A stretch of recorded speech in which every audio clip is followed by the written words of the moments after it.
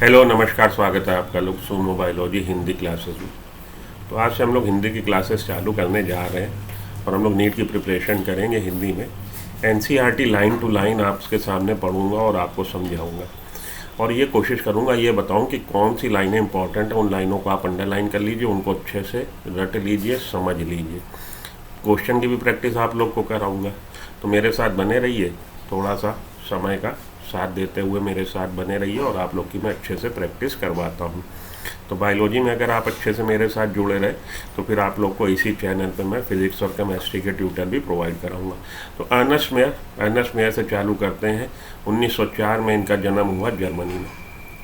इतनी बात याद रखेंगे चलेगा। 20वीं सदी का डार्विन इनको बोला जाता है। एक लाइन ये याद रख लीजिएगा, 20वीं सदी का डार्विन।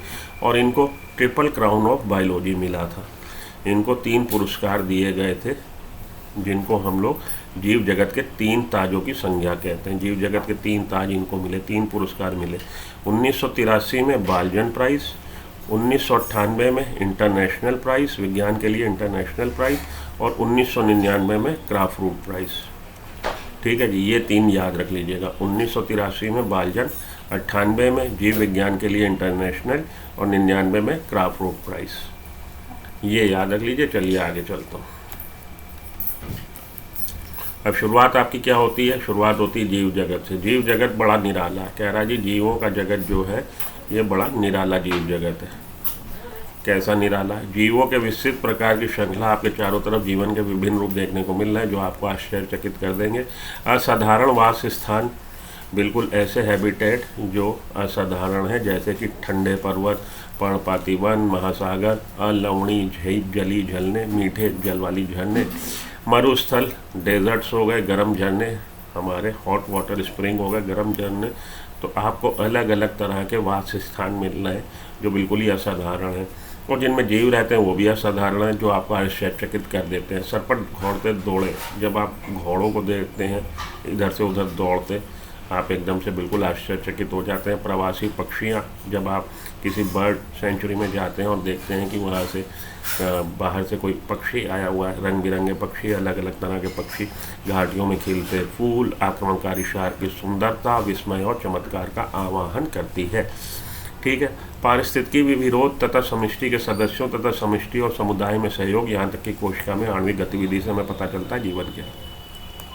इकोलॉजी में किसी भी एक जगह पे रहने वाली विभिन्न जो समष्टि है वो मिलके बनाती हैं, उनमें आपस में संबंध और वातावरण से संबंध वो बनाता है आपका इकोसिस्टम, पारिस्थितिकी, इकोलॉजी। तो पारिस्थितिकी में आपको विरोध भी देखने को मिलेगा, सहयोग भी। विरोध किसमें? समष्टि के सदस्यों में। समष्टि क्या है? एक ही जाति के सदस्य, एक ही जाति के सदस्य जो कि किसी वेल डिफाइंड जियोग्राफिकल एरिया, एक भूगोलिक भूभाग में जिसकी की सीमाएँ आपको पता है, उन सीमाओं में एक विशिष्ट समय में रह रहे, उनको हम लोग बोलते हैं समष्टि। और ये मानिए कानपुर की बात करूं मैं, ये कानपुर का भूगोलिक एरिया है। कानपुर में होमो सैपियंस, केवल मानव नहीं है, मानव के साथ घोड़े भी हैं, कुत्ते भी हैं, बिल्ली भी है, बकरी भी है, बंदर भी है, अलग अलग आपके प्लांट, बरगद का, आम का, नीम का, सब तरह के, ये आपकी अलग अलग समष्टि है। और ये सब मिलकर क्या बनाएंगे? समुदाय। तो समुदाय में समष्टि के सदस्यों में सहयोग भी है और आपस में मुकाबला भी है, कंपटीशन भी है। जब आप इन सबको देखते हैं तो आपको आइडिया लगता है कि जीवन क्या है, और जब आप किसी कोशिका में आणविक गतिविधि को देखते हैं तब आपको पता लगता है, कुछ आइडिया लगता है कि जीवन क्या है। जीवन क्या है? इस प्रश्न में फिर से इसी प्रश्न में 2 प्रश्न और छुपे हैं। पहला तकनीकी है, जो जीव और सजीव क्या है इसका उत्तर खोजने का प्रयास करता है। जीवन क्या है, जब आप इसकी बात करते हैं तब आप ये खोजने की बात करते हैं कि किसी को सजीव और किसी को निर्जीव आप बोल रहे हो, तो सजीव उसको किस लक्षणों के, विलक्षणों के आधार पर बोल रहे हो, और निर्जीव को किस विलक्षणों के आधार पर। तो जीवन क्या है, पहला तो ये तकनीकी रूप से आप जानना चाहते हो। दूसरा प्रश्न दार्शनिक है, दार्शनिक ना बन जाइएगा, घर से झोला बिस्तर लेके हिमालय की तरफ ना चल दीजिएगा, आप लोग बायोलॉजी पढ़िएगा और डॉक्टर बनिएगा। तो दार्शनिक प्रश्न ये जानने का प्रयत्न करता है कि जीवन का उद्देश्य क्या है, what is the objective of life. हम जीवन में इस धरती पे आए हैं तो क्या करने आए हैं? क्या खाना पीना, मौज करना, बच्चे पैदा करना, क्या इसके लिए आए हैं?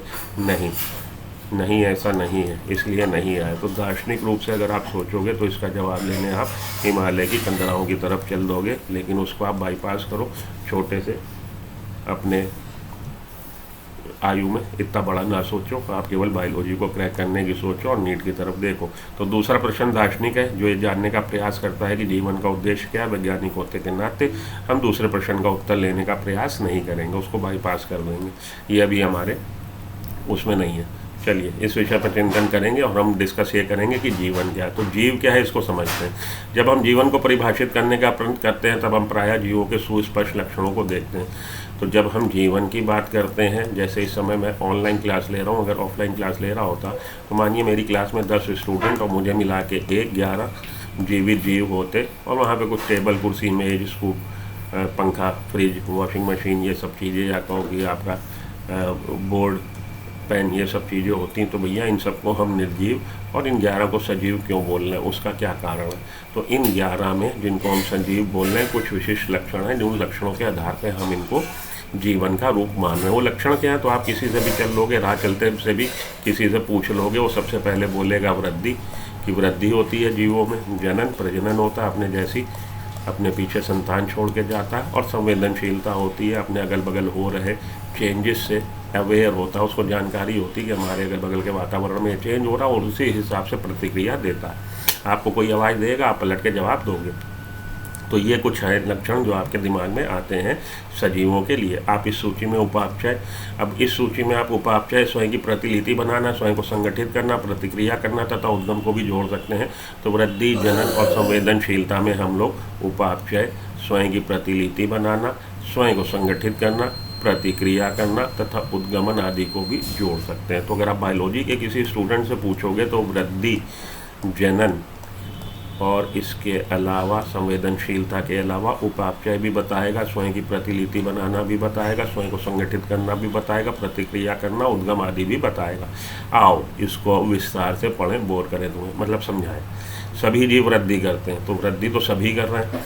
वृद्धि क्या है, वृद्धि को आप दो तरह से परिभाषित कर सकते हैं। तो संख्या का बढ़ना वो भी वृद्धि है, संख्या में बढ़ गया, या भार में बढ़ गया वो भी वृद्धि। आपके पास एक केला या एक आम था, 1 से वो 2 हो गए, वृद्धि हो गई, या 1 किलो का एक था वो 2 किलो का हो गया, वृद्धि हो गई। तो संख्या का बढ़ना वृद्धि है, भार का बढ़ना वृद्धि है। बहुकोशिकीय जीव कोशिका विभाजन द्वारा वृद्धि करते हैं। यहाँ पे 2 तरह के, यहाँ पे मतलब इस संसार में एक कोशिकीय और बहुकोशिकीय, एक कोशिकीय जीव और बहुकोशिकीय जीव 2 तरह के जीव हैं। ठीक है, पता आपको बहुकोशिकीय जीव कैसे वृद्धि करता है, कोशिका विभाजन द्वारा। पौधों में यह वृद्धि जीवन पर्यंत होती रहती है। तो पौधे हम लोग को ओपन टाइप ऑफ ग्रोथ या इनडिटर्मिनेट टाइप ऑफ ग्रोथ, जीवन पर्यंत ग्रोथ दिखाते हैं। प्राणियों में, जीवों में, प्राणियों में, जंतुओं में, मतलब पौधों में नहीं, यह वृद्धि कुछ आयु तक होती। तो आप देखोगे जैसे हम लोगों में 18 साल तक, 17 साल तक, 18 साल तक बच्चा वृद्धि करता, लेकिन उसके बाद वृद्धि नहीं करता। तो क्या कोशिका विभाजन नहीं होता, लेकिन उसके बाद कोशिका विभाजन विशिष्ट ऊतकों में होता है। सभी ऊतकों में नहीं होता, विशिष्ट ऊतकों में होता है। तथा जिन ऊतकों में हो रहा उनका प्रायः उद्देश्य क्या है, उनका उद्देश्य है कि विलुप्त कोशिकाओं के स्थान पर नई कोशिकाएं आ जाए। वो कोशिकाएं जो मर गई, जैसे आप जानते हो लाल रुधिर कणिका, लाल रुधिर कणिका का हमारे शरीर में जीवन काल, अपेक्षित जीवन काल 120 दिन का। अगर 120 दिन बाद ये ख़त्म हो जाएगी तो धीरे धीरे आपकी आरबीसी ख़त्म हो जाएगी, आपके लिए ऑक्सीजन की डिलीवरी और टिश्यू लेवल तक दिक्कत हो जाएगी। तो आरबीसी ख़त्म हो रही तो साथ के साथ उसको बनाना भी पड़ेगा। इसलिए कुछ जगहों पे सेल डिवाइड होती रहती है, और उसका कारण है, उसका उद्देश्य है कि विलुप्त हो गई या मर गई संख्या को बदलता रहे, कोशिकाओं को बदलता रहे। एक कोशिकीय जीव भी कोशिका विभाजन द्वारा वृद्धि करता है। तो ये तो बहुकोशिकीय की बात हो गई। अब एक कोशिकीय जीव पे आ जाइए, इसमें भी सेल डिवाइड हो रही है। बड़ी सरलता से कोई भी इसे पात्रे संवर्धन में सूक्ष्मदर्शी द्वारा देखकर जीवों की संख्या का, कोशिकाओं की संख्या गिन सकता है। तो ये लाइन इंपॉर्टेंट है, यहाँ से आपका MCQ पूछा जा चुका, मल्टीपल चॉइस क्वेश्चन, बहुविकल्पी प्रश्न। इसको समझिए, बड़ी सरलता से कोई भी पात्रे संवर्धन में सूक्ष्मदर्शी से देखकर कोशिकाओं की संख्या गिन सकता है। तो कोशिकाओं की संख्या को गिनने का पूछेगा आपसे कि एक कोशिकीय जीव में आप सेल डिवीजन द्वारा, कोशिका विभाजन द्वारा वृद्धि को कैसे अध्ययन कर सकते हैं। तो आपका जवाब होगा, क्या होगा, कि हम लोग बड़ी आसानी से इसे पात्रे संवर्धन में सूक्ष्मदर्शी से देखकर कोशिकाओं की संख्या को गिन सकते हैं। इस तरह से हमें पता लग जाएगा कि यूनिसेलुलर सेल्स जो हैं वो सेल डिवीजन के द्वारा वृद्धि दिखाती हैं। अधिकांश उच्च कोटि के पादपों तथा पादपों में वृद्धि, प्राणियों में वृद्धि तथा जनन पारस्परिक विशिष्ट घटनाएं, बहुत इंपॉर्टेंट है ये, इसको समझ लीजिए। कह रहा है कि उच्च कोटि के हायर प्लांट्स और हायर एनिमल्स में, उच्च कोटि के प्राणियों तथा पादपों में वृद्धि तथा जनन। पारस्परिक विशेष घटना। पारस्परिक विशेष घटना का मतलब क्या? पारस्परिक विशेष घटना का मतलब ये कि एक समय में एक ही हो रही होगी, या तो वृद्धि हो रही होगी या जनन हो रहा होगा। कोशिका डिवीज़न के द्वारा, कोशिका विभाजन के द्वारा, या तो वृद्धि या जनन। तो ये दोनों अपने आप में विशेष घटनाएं हैं, पारस्परिक विशेष घटनाएं हैं, म्यूचुअली एक्सक्लूसिव इवेंट है। अधिकांश उच्च कोटि के पादपों, और यहाँ से भी आपका मल्टीपल चॉइस क्वेश्चन बनता है। वो स्टेटमेंट देखिए, इस बार का 2022 का जो क्वेश्चन था उसमें स्टेटमेंट बेस्ड क्वेश्चन बहुत थे। कथन कहेगा इन कथनों को पढ़िए और बताइए कि इसमें से ABCD कथन दे दिए उन्होंने। अब नीचे वो कॉम्बिनेशन दे रहा है कि इसमें से AC सही है, BD सही है, AD सही है, या आपका CD सही है, चुनिए। ठीक है जी, इस तरह से इस बार क्वेश्चन आए थे। तो क्वेश्चन आपको इस तरह से आ सकता है। क्वेश्चन उठा के दे दिया उसने कि उच्च कोटि के प्राणियों तथा पादपों में वृद्धि और जनन पारस्परिक विशेष घटनाएं हैं। सही कथन चुने। हाँ जी, उच्च कोटि के प्राणियों पादपों में वृद्धि और जनन विशेष घटनाएं हैं, क्योंकि एक समय में एक ही हो रहा होता है। हमें ये याद रखना चाहिए कि जीवों के भार में वृद्धि को भी वृद्धि समझा जाता है। अभी मैंने बात करी थी कि भार का बढ़ना वृद्धि है, तो भार बढ़ी तो वृद्धि हुई, तो वृद्धि हो गई। अरे भैया, अभी आपको समझाया ना कि ग्रोथ क्या है। ग्रोथ के लिए 2 क्राइटेरिया आपको बताए, increase in number that is growth, increase in mass that is growth. वृद्धि क्या है? संख्या का बढ़ना वृद्धि है, मास का बढ़ना, भार का बढ़ना वृद्धि है। तो जीवों में भार में वृद्धि होने को वृद्धि माना जाता, ठीक है। यदि भार को वृद्धि का भी लक्षण मानते हैं तो निर्जीवों के भार में वृद्धि होती। अब यदि आप ग्रोथ के लिए ये क्राइटेरिया लगा रहे हैं, वृद्धि के लिए ये शर्त लगा रहे हैं, वृद्धि के लिए ये मापदंड लगा रहे हैं कि अगर भार में वृद्धि हुई तो भैया हम उसको वृद्धि मानेंगे, तो इस हिसाब से निर्जीव भी वृद्धि दिखाता है। आप लकड़ी को पानी में भिगो के रख दीजिए, लकड़ी का भार बढ़ जाएगा। पर्वत की चोटी आप देखेंगे डिपॉजिट होने से यहाँ पे डस्ट पार्टिकल के हल्की सी 1-2 मिलीमीटर या माइक्रोमीटर बढ़ गई। रेत का टीला लगा है, हवा तेज आई और रेत के टीले की ऊंचाई बढ़ गई, या एक जगह से दूसरी जगह पे जाके इकट्ठा हो गया। तो रेत का टीला भी वृद्धि दिखा रहा, पर्वत की चोटी भी वृद्धि दिखा रही, गोलाश्म भी वृद्धि दिखा रहे हैं। ठीक है जी, पर्वत, गोलाश्म तथा रेत के टीले वृद्धि करते हैं, लेकिन निर्जीवों में इस प्रकार की वृद्धि उनकी सतह पर पदार्थों के एकत्र होने के कारण होती है। लेकिन निर्जीव ये जो वृद्धि दिखाता है वो उसकी बाहरी सरफेस पे, बाहरी आपकी सरफेस पे किसी चीज़ के डिपॉजिट होने से वृद्धि दिखाता है। सतह पर, बाहरी सतह पर पदार्थों के एकत्र होने के कारण होती है। तो इस तरह की ग्रोथ को हम लोग एक्सट्रिंसिक ग्रोथ बोलते हैं, बाहर से होने वाली बाहरी ग्रोथ, बाह्य ग्रोथ। और जो जीव में होती है वो इंट्रिंसिक होती है, आंतरिक ग्रोथ। ठीक है जी, तो बाहरी ग्रोथ आपको निर्जीव भी दिखाता है। जीवों में यह वृद्धि अंदर से होती है, तो निर्जीव में यह वृद्धि बाहर से हो रही है, सजीव में यह वृद्धि अंदर से हो रही है, फ्रॉम इनसाइड, प्रोटोप्लाज्म में वृद्धि होने से। तो इंट्रिंसिक ग्रोथ, आंतरिक वृद्धि केवल आपको सजीव दिखाएगा, आंतरिक ग्रोथ कभी भी आपको निर्जीव नहीं दिखाएगा, ये बात याद रखिएगा। जीवों में यह वृद्धि अंदर से होती है, इसीलिए वृद्धि को जीवों का एक विशेष गुण नहीं मान सकते। अब देखिए यहाँ पे जो स्टेटमेंट दिया है इसको समझिए, बड़ा गहरा स्टेटमेंट है। वो कह रहा है growth can't be the deciding factor, growth can't be the specific और एक्सक्लूसिव कैरेक्टर। कि ग्रोथ को हम मापदंड मान के इसके क्राइटेरिया के आधार पे हम ये डिसाइड नहीं कर सकते कि कौन सी जीव है कौन निर्जीव है, क्योंकि निर्जीव भी बाहरी वृद्धि दिखाता है। लेकिन अगर आपको आ जाए, अगर ये स्टेटमेंट आया वृद्धि को हम जीवों का एक विशेष गुण नहीं मानते, सही है स्टेटमेंट, लेकिन अगर ये आया आंतरिक वृद्धि को हम जीवों का एक विशेष गुण नहीं मानते, तो ये गलत हो जाएगा। आंतरिक वृद्धि जीवों का एक विशेष गुण है, ठीक है, ध्यान देना। अगर केवल वृद्धि कह रहा है, केवल ग्रोथ कह रहा है, तो growth can't be the characteristic feature, growth हमारी विशेष गुण नहीं है। लेकिन अगर इसके साथ इसने इंट्रिंसिक लगा दिया आंतरिक वृद्धि, तो आंतरिक वृद्धि जीवों का एक विशिष्ट गुण होता है। आई बात समझ में? तो थोड़ा सा ट्विस्ट कर देते हैं कई बार, इसलिए इस लाइन को आप ऐसे लाल पीला काला नीला कर लीजिए, इस लाइन को आप लाल पीला काला नीला कर लीजिए। जो लाइनें मैं बता रहा हूँ जहाँ से आपको क्वेश्चन आएगा आखिरी में, यही आपके 10 पन्नों का आपके 2 पन्ने बन जाएंगे। और जब मई जून आता है तब लड़कों के हाथ पाँव फूल जाते हैं, अरे सर हम क्या पढ़ें, कहाँ से पढ़ें, कितना पढ़ें, क्यों पढ़ें, कब पढ़ें, कैसे पढ़ें, ये सब बातें। तो बेटा जी आपको आज से लग जाना है अपने नोट्स बनाने में, और आखिरी दिनों में जनवरी फरवरी तक मैं आपका ये सिलेबस कंप्लीट करा दूंगा। उसके बाद मार्च से रिवीजन करवाऊंगा। तो तब आपको ये पूरी है, मैं बैठ के कथा नहीं बाँचूंगा कि लीलावती कलावती कहाँ थी, कहाँ गई, कब क्या उन्होंने किया। तब सत्यनारायण की कथा आपको पूरी कथा ना सुनाई जाएगी, आपको थोड़े थोड़े टुकड़े सुनाए जाएंगे कि भैया इनसे काम चलाओ, पूरा तो तुम 2 बार पढ़ चुके हो।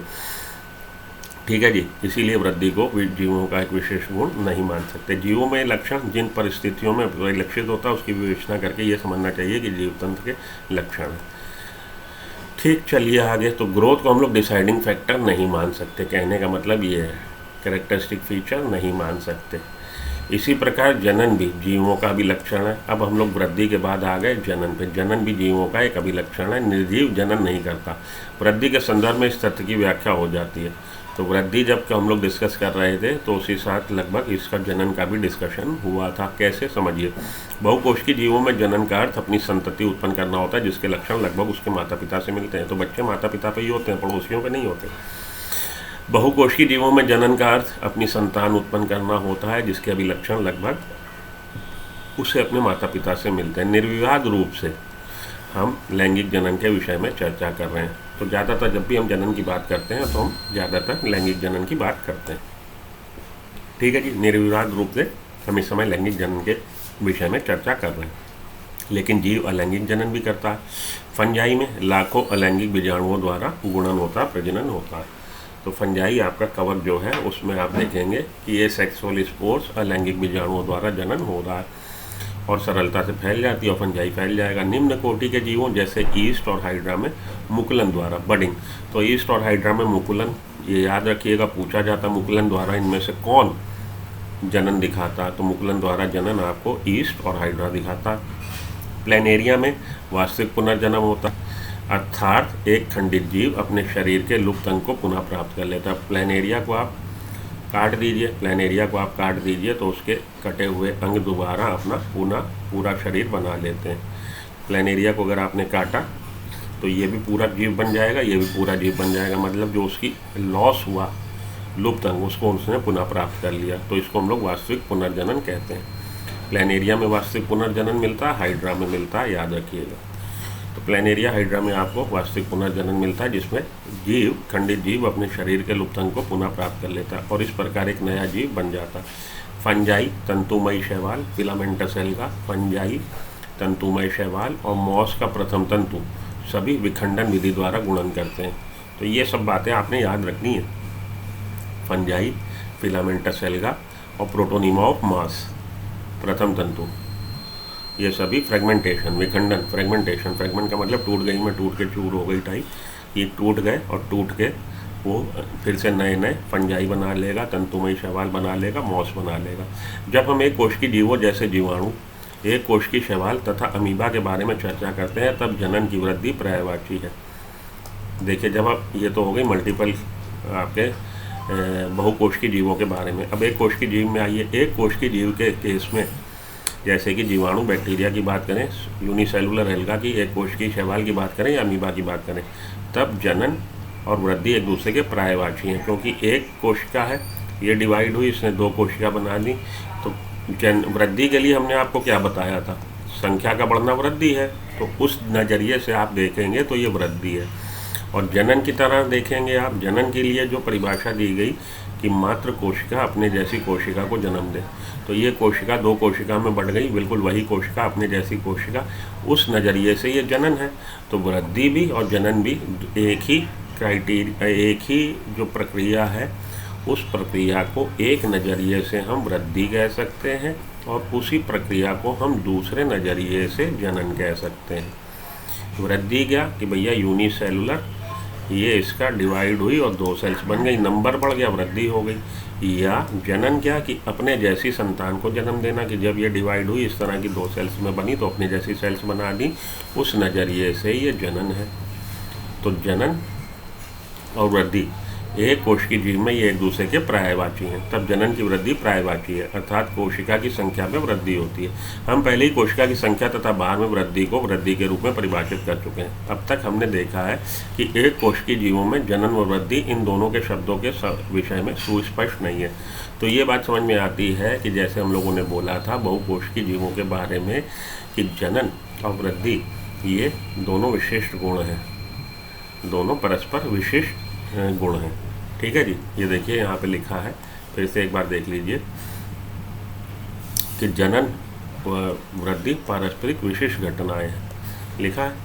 इस लाइन को आप अच्छे से समझ लीजिए। तो बहुकोशिकीय जीवों में वृद्धि और जनन म्यूचुअली एक्सक्लूसिव इवेंट है, अलग अलग समय पे होने वाले, एक ही समय पे एक साथ नहीं हो रहे। एक ही प्रक्रिया को हम दोनों में नहीं आंक सकते। लेकिन यहाँ पे एक कोशिकीय जीवों में ये स्टेटमेंट, ये कथन लागू नहीं होगा कि ये परस्पर विशेष घटनाएं हैं। ये परस्पर विशेष घटनाएं नहीं हैं, ये एक जैसी घटनाएं हैं, या एक ही समय में एक ही घटना को आप वृद्धि के नज़रिए से भी देख सकते हो और उसी घटना को आप जनन के नज़रिए से भी देख सकते हो। हम पहले ही कोशिकाओं की संख्या तथा भार में वृद्धि को वृद्धि के रूप में परिभाषित कर चुके हैं। अब तक हमने देखा कि ये कोशिकीय जीवों में वृद्धि व जनन, इन दोनों शब्दों के उपयोग के विषय में सुस्पष्ट नहीं है। तो ये प्रक्रिया जो हुई कि ये सेल कोशिका विभाजित होकर 2 सेल बढ़ गई, तो यहाँ पे हम ये स्पष्ट रूप से नहीं कह सकते कि ये प्रजनन की प्रक्रिया हुई या ये वृद्धि की प्रक्रिया हुई। कुछ ऐसे भी जीव हैं जो जनन नहीं करते, जैसे केसर या खच्चर। खेसर या खच्चर म्यूल जनन नहीं करता। बंध कामगार हमारे कहिए कि ये भैया मधुमक्खी, कामगार मक्खी, वर्कर बी, तो वो फर्टाइल नहीं होती, स्टेराइल होती। बंध कामगार मक्खी। तो खच्चर म्यूल ये आपका रिप्रोड्यूस नहीं करता, खच्चर। और हमारी वर्कर बी, कामगार मधुमक्खी, ये रिप्रोडक्शन नहीं करती। अनुवर मानव युगल, तो इनफर्टाइल आप देखेंगे सोसाइटी में आपको ऐसे लोग मिल जाएंगे, ह्यूमन कपल मिल जाएगा जो 10-15 साल से विवाहित जीवन जी रहे हैं लेकिन उनके बच्चा नहीं हो रहा। तो क्या वो जीवित नहीं है? ये सब जीवित नहीं है। म्यूल क्या जीवित नहीं है? खच्चर, जब आप वैष्णो माता जाते हो तो टक टक डक डक डक जिस पे बैठ के ऊपर दर्शन करने जाते हो वो खच्चर ही है। तो क्या वो जीवित नहीं है? कामगार मक्खी, मधुमक्खी क्या जीवित नहीं है? वो अपने जैसा बच्चा नहीं पैदा कर पा रही, तो क्या जीवित नहीं है? या मानव युगल, ऐसा कपल जो किसी कारणवश ड्यू टू हार्मोनल डिस्टर्बेंस और ड्यू टू मेडिकल किसी प्रॉब्लम की वजह से अगर रिप्रोड्यूस नहीं कर पा रहा, तो क्या वो जीवित नहीं है? ये सब जीवित है। तो इस प्रकार जनन भी जीवों का समग्र विशेष लक्षण नहीं हो सकता। तो अंत में आके हम कह सकते हैं कि जनन को भी आप मापदंड बना के, कि आप इस क्राइटेरिया पे कि भैया जो बच्चे पैदा कर पा रहा है वह उसी को हम सजीव बोलेंगे, तो बच्चा ये इन लोग का क्या होगा। इसलिए हम जनन को जीवों का समग्र विशेष लक्षण नहीं कह सकते, क्योंकि कुछ हम जानते हैं जीव ऐसे हैं जो डेफिनेटली सजीव हैं लेकिन जनन नहीं कर पा रहे। तो जनन को हम क्राइटेरिया या मापदंड नहीं बना सकते। किस बात का? इस बात का कि किनको आप जीवित में रखोगे, किनको आप बिना जीवित में, निर्जीव में रखोगे। तो सजीव और निर्जीव में भेदभाव करने के लिए हम जनन को विशेष लक्षण नहीं मान सकते। यद्यपि कोई भी निर्जीव वस्तु जनन अथवा अपनी प्रतिलिपि बनाने में अक्षम है। हाँ, ये बात ठीक है कि निर्जीव वस्तुएं जितनी हैं वो जनन नहीं करती हैं, प्रतिलिपि अपनी नहीं बनाती। ठीक है जी, आगे आइए। जीवों का दूसरा लक्षण उपापचयन है। तो ये हो गया अब हम लोग का अगला पॉइंट कि भाई वृद्धि की बात कर ली, जनन की बात कर ली। तो वृद्धि और जनन को हम विशिष्ट लक्षण जीवों का नहीं मान सकते। क्यों नहीं मान सकते? क्योंकि वृद्धि एक कोश के जीवों में वृद्धि और जनन में आप भेदभाव ही नहीं कर पा रहे। दूसरा, वृद्धि निर्जीव पदार्थ भी दिखा रहा बाहरी अपनी सरफेस पे, सतह पे चीज़ों के जमा होने से। तो वृद्धि को भी आप डिसाइडिंग कैरेक्टर नहीं मान सकते, जनन को भी नहीं मान सकते। अब हम लोग आ गए उपापचयन पे। सभी जीव रसायनों के बने हैं। जितने भी ऑर्गेनिजम्स हैं, जितने भी लाइफ फॉर्म हैं, जीव हैं जो मेड अप ऑफ केमिकल्स, रसायनों से बने। ये रसायन छोटे बड़े विभिन्न वर्ग, माप, क्रिया आदि वाले होते हैं। तो कार्बोहाइड्रेट, प्रोटीन आप जानते हैं अलग अलग, फैटी एसिड्स, लिपिड, वो अलग अलग तरह के रसायन हैं, छोटे बड़े सब तरह के माप में, क्रिया में, जो अनवरत जैव अणुओं में बदलते हैं और उनका निर्माण करते रहते हैं। और ये परस्पर बनते रहते हैं, बिगड़ते रहते हैं। जैसे ग्लूकोज से स्टार्च बनता रह रहा, मांड, और मांड से ग्लूकोज बन रहा, अमीनो एसिड से प्रोटीन बन रहे हैं, प्रोटीन से अमीनो एसिड्स बन रहे हैं। तो ये परस्पर एक दूसरे में बनते बिगड़ते रहते हैं। यह परिवर्तन रासायनिक तथा उपापचयी क्रिया है। और ये जो परिवर्तन है ये रासायनिक क्रिया है, या इनको हम मेटाबॉलिक रिएक्शंस, उपापचयी क्रिया बोलते हैं। सभी जीवों, चाहे वो बहुकोशिकीय हो अथवा एक कोशिकीय हो, सभी जीवों में एक कोशिकीय हो, बहुकोशिकीय हो, हजारों उपापचयी क्रिया साथ साथ चलती रहती हैं। ठीक, सभी पौधों, प्राणियों, कवकों तथा सूक्ष्म जीवों में उपापचयी क्रिया होती है। लाइन बहुत इंपॉर्टेंट है, यहाँ पे आप लोग भटक जाते हो, क्योंकि जब ये स्टेटमेंट आता है कि चुनिए गलत स्टेटमेंट, वो जैसे ही उसमें ये प्रोकैरियोटिक सेल देगा या माइक्रोब्स देगा तो वहाँ पे आप भटक जाते हो। उसको आप लिस्ट में नहीं लाते कि इनमें मेटाबॉलिज्म हो रहा। प्लांट्स में, एनिमल्स में, फंजाई में, इनमें तो कन्फ्यूज़न नहीं होता आपको कि भैया उपापचय हो रहा, लेकिन जैसे ही साथ में लिखा होगा प्रोकैरियोटिक सेल या लिखा होगा सूक्ष्म जीवी, माइक्रोब्स, तब आप भटक जाओगे, आपको थोड़ा सा कन्फ्यूजन हो जाएगा। तो हर लाइन बड़े ध्यान से पढ़ लीजिए आप अपनी एनसीईआरटी की। तो सभी पौधों में, सभी प्राणियों में, सभी कवकों में, सभी सूक्ष्मजीवों में उपापचयी क्रिया होती है। हमारे शरीर में होने वाली सभी रासायनिक क्रियाएं उपापचयी क्रियाएं। हमारे शरीर में जितनी भी क्रियाएं हो रही रासायनिक क्रियाएं वो उपापचयी क्रियाएं। किसी भी निर्जीव में उपापचयी क्रियाएं नहीं होती, निर्जीव में उपापचयी क्रिया नहीं होती। शरीर के बाहर कोशिका मुक्त तंत्र में उपापचयी क्रिया प्रदर्शित हो सकती है। अब ये बात भी है कि कोशिका ना हो, मानिए टेस्ट ट्यूब हो, परख नली, उसमें भी आप ग्लाइकोलिसिस करवा सकते हैं, उपापचयी क्रिया करवा सकते हैं। जीव के शरीर से बाहर परख नली में की गई उपापचयी क्रियाएं ना तो जैव है ना निर्जीव। तो ये यहाँ पे जो क्रियाएं हो रही हैं उस वजह से हम परख नली को सजीव नहीं कहने लगेंगे। अतः उपापचयी क्रियाएं निरपवाद रूप से जीवों के विशिष्ट गुण में परिभाषित हैं। इसलिए हम कह सकते हैं कि उपापचयी क्रियाएं ये कैरेक्टरिस्टिक फीचर है। जबकि पात्रे में एकाकी उपापचयी क्रियाएं जैविक नहीं है, यद्यपि यह निश्चित ही जीवित क्रियाएं हैं। तो ये जब परख नली में ये कोशिश हो रही हैं रिएक्शंस, तो हम परख नली को ऑर्गेनिज्म या जीव का एक वो नहीं मानेंगे, रूप, जीवन का एक रूप हम परख नली को नहीं कहने लगेंगे जब यहाँ पे उपापचयी क्रिया हो रही हैं। लेकिन परख नली में होने वाली उपापचयी क्रियाएं निश्चित रूप से लिविंग रिएक्शन है, जीवित क्रियाएं हैं।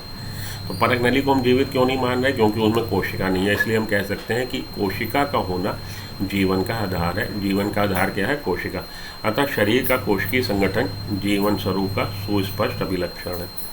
तो सेलुलर ऑर्गेनाइजेशन, कोशिकीय संगठन, सेल का होना जीवन का, जीवन स्वरूप का एक कैरेक्टरिस्टिक फीचर, बिल्कुल प्रोमिनेंट या डिस्टिंक्ट कैरेक्टरिस्टिक फीचर है। शरीर का कोशिकीय संगठन जीवन स्वरूप का सुस्पष्ट लक्षण है। ठीक है जी। तो मेटाबॉलिज्म, मेटाबॉलिज्म भी उपापचय भी एक डेफिनेटली एक सुस्पष्ट लक्षण है। मेटाबॉलिज्म के अलावा सेलुलर ऑर्गेनाइजेशन भी, कोशिकीय संगठन भी जीवन का एक सुस्पष्ट अभिलक्षण। शायद सभी जीवों का स्पष्ट परंतु पेचीदा अभिलक्षण अपने आसपास, और सभी जीवों का सबसे स्पष्ट, बिल्कुल एकदम स्पष्ट परंतु पेचीदा और थोड़ा सा मतलब टिपिकल कह लीजिए, कॉम्प्लिकेटेड कह लीजिए, तो एकदम स्पष्ट परंतु पेचीदा अभिलक्षण अपने आसपास या अपने आसपास के वातावरण, पर्यावरण में उद्दीपन जो स्टिमुलस हो रहे हैं, जो भौतिक हो सकते हैं, रासायनिक हो सकते हैं, जैविक हो सकते हैं। भौतिक, कार आपकी तरफ आ रही होगी, आप उछल के किनारे हो जाओगे। कोई आप पे एसिड फेंकेगा, आप अपने हाथ से उसको रोकने की कोशिश करोगे। कोई आपको आवाज़ देगा, आप सुन के रिएक्ट करोगे। किसी ने आवाज़ दी, अरे सुनील सुनो, तो सुनील बेटा आवाज़ सुन के, या दीपक, दीपक आवाज़ सुन के रिएक्ट करेगा। तो ये जो उद्दीपन है जो हमारे आसपास के वातावरण में हो रहे हैं, जो हम महसूस करते हैं अपने संवेदी अंगों से। संवेदी अंग कौन से हमारे? आँख, कान, नाक, उन अंगों से हम अपने आसपास हो रहे वातावरण में चेंजेस को महसूस करते हैं और उस हिसाब से त्वरित प्रतिक्रिया देते हैं। मानिए आपकी तरफ कार आ गई, जैसा कि मैंने बोला, हॉर्न बजाएगी तो आप किनारे हो जाओगे। आपकी तरफ कोई एसिड या कोई तरल पदार्थ या कुछ भी जो आपकी तरफ अगर कोई फेंकेगा, आप किनारे हो जाओगे। जैविक क्रिया, तो जैविक क्रिया भी कोई जैविक उद्दीपन होगा, आप किनारे हो जाओगे। के प्रति संवेदनशीलता तथा प्रतिक्रिया देना है। तो ये जो हमारे आसपास के वातावरण में जितने भी उद्दीपन है उनको महसूस करते हैं अपने संवेदी अंगों की सहायता से और उसको प्रतिक्रिया देते हैं जो हमें प्रतिक्रिया देनी है। हम अपने संवेदी अंगों द्वारा अपने पर्यावरण से अवगत होते हैं। पौधे प्रकाश, पानी, ताप, अन्य जीवों, प्रदूषकों आदि जैसे बाह्य कारकों के प्रति अभिक्रिया, प्रतिक्रिया दिखाते हैं। तो पौधे भी लाइट के प्रति अपनी संवेदनशीलता दिखाते हैं, वाटर के प्रति, टेम्परेचर के प्रति, प्रकाश, पानी, ताप, अन्य जीवों, दूसरे ऑर्गेनिजम्स जो हैं, पोल्यूटेंट्स, प्रदूषक जो हैं, तो पौधे भी इन सभी के प्रति अपनी, और इसी तरह के जो दूसरे बाह्य कारक हैं उनके प्रति संवेदनशील होते हैं, उनकी हो रहे चेंजेस को महसूस करते हैं और अपनी प्रतिक्रिया दिखाते हैं। प्रोकैरियोटिक से लेकर जटिलतम यूकैरियोटिक तक सभी जीव पर्यावरण संकेतों के प्रति संवेदना तथा प्रतिक्रिया दिखाते हैं। तो प्रोकैरियोटिक सेल से लेके, प्रोकैरियोटिक सेल हमारी बैक्टीरिया, प्रोकैरियोटिक सेल से लेके सबसे जटिल टिपिकल यूकैरियोटिक तक, कॉम्प्लेक्स से कॉम्प्लेक्स, सबसे कॉम्प्लेक्स आपका यूकैरियोटिक कौन है? मानव, मनुष्य। मनुष्य से जटिल कोई रचना भगवान ने नहीं बनाई। तो बैक्टीरिया से लेकर मनुष्य तक, जटिलतम यूकैरियोट तक सभी जीव पर्यावरण संकेतों के प्रति संवेदनशील हैं और प्रतिक्रिया दिखा सकते हैं। पादप तथा प्राणियों दोनों में दीप्तकाल मौसमी प्रजनकों के जनन को प्रभावित करता है, ये बात याद रखिएगा। फोटो पीरियोडिज्म, दीप्तकाल क्या है? तो 24 घंटे में 24 घंटे में कितनी देर के लिए किसी प्राणी को सूरज की रोशनी मिल रही है, वो है दीप्तकाल। ठीक है जी, दीप्तकाल को लिख लीजिए, समझ लीजिए। तो फिर से एक बार लिख देता हूँ, 24 घंटे में कितनी देर के लिए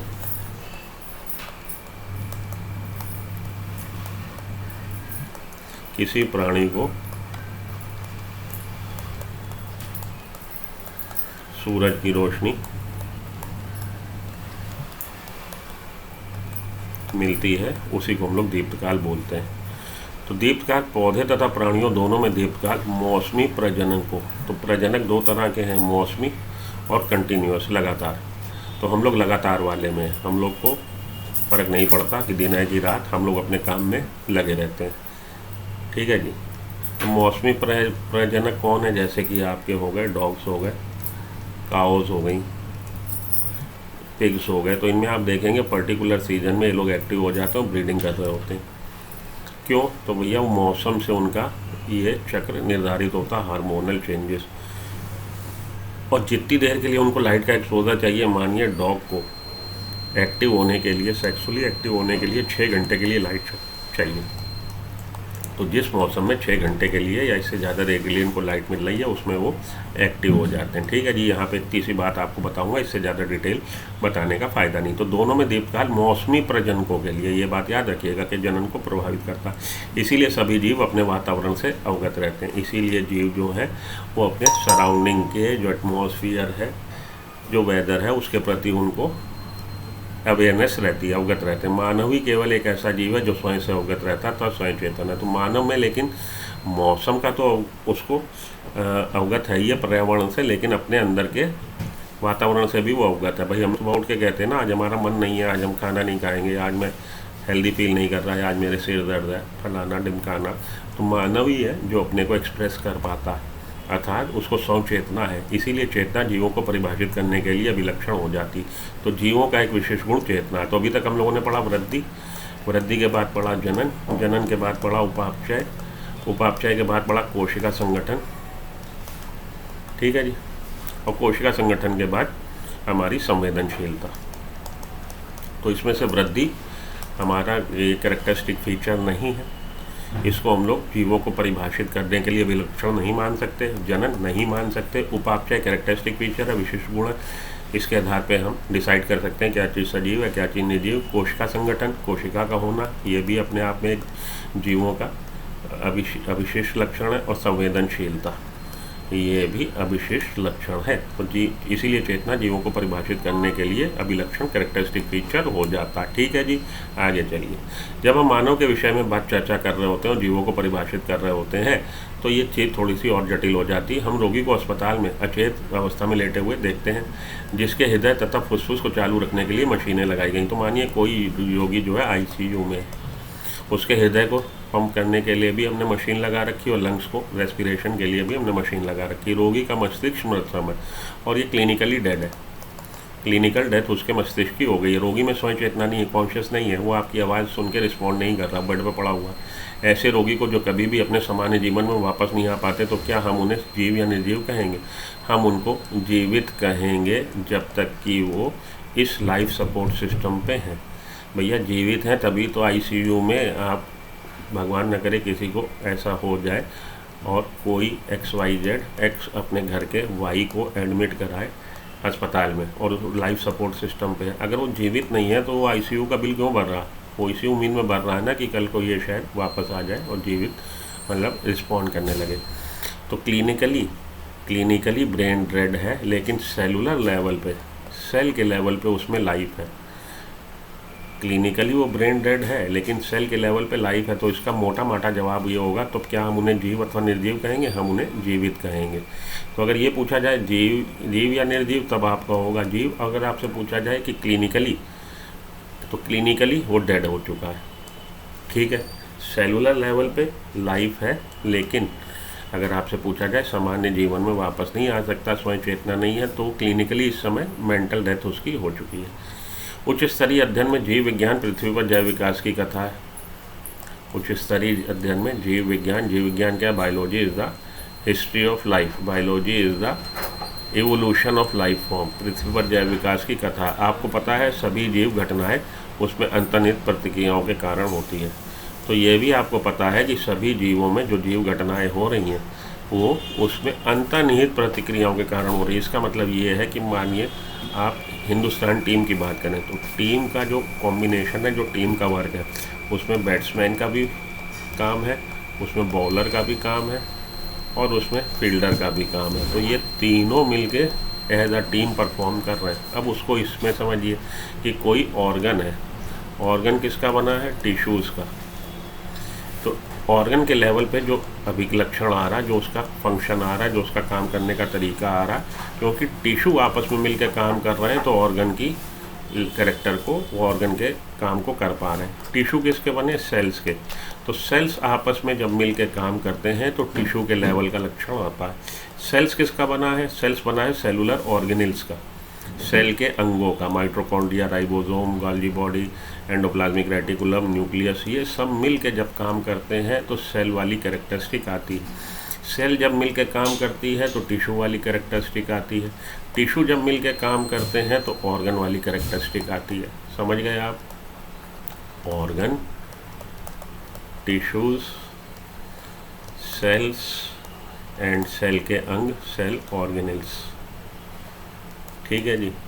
तो ये सेल ऑर्गेनिल्स जब मिल के काम करते हैं तो इसके अगले लेवल की आपको लक्षण, सेल का लक्षण पता लगता है कि सेल कैसे काम करती है। तो सेल के काम करने में ये सब मिल के काम कर रहे हैं। जब सब सेल्स मिल के काम करते हैं तो वो एक टिश्यू की तरह काम करते हैं। तो टिश्यू का जो गुण है वो सेल्स के आपस में मिल के काम करने से आ रहा। और ऑर्गन आपका स्टमक का काम जो है उसमें कई तरह के टिश्यू हैं।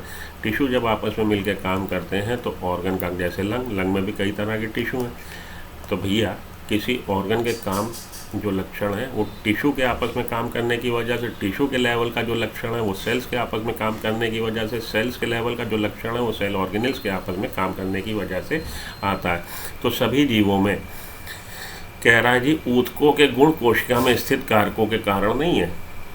वो ऊतक का जो लक्षण है वो सेल्स में नहीं है, जबकि घटक कोशिकाओं की पारस्परिक प्रतिक्रिया के कारण है। तो ऊतक का लक्षण जो आ रहा है वो सेल में नहीं है, लेकिन सेल्स के आपस में मिल के काम करने से ऊतक का लक्षण आ रहा है। इसी प्रकार कोशिकीय अंगों के लक्षण अंगकों में स्थित आणविक घटकों के कारण नहीं, बल्कि अंगों में स्थित आणविक घटकों के आपस में कार्य करने के कारण होते हैं। इसी तरह से सेल ऑर्गेनिल्स के, सेल ऑर्गेनिल का जो काम है माइटोकॉन्ड्रिया का या एंडोप्लाज्मिक रेटिकुलम का, कि वो प्रोटीन सिंथेसिस करती है।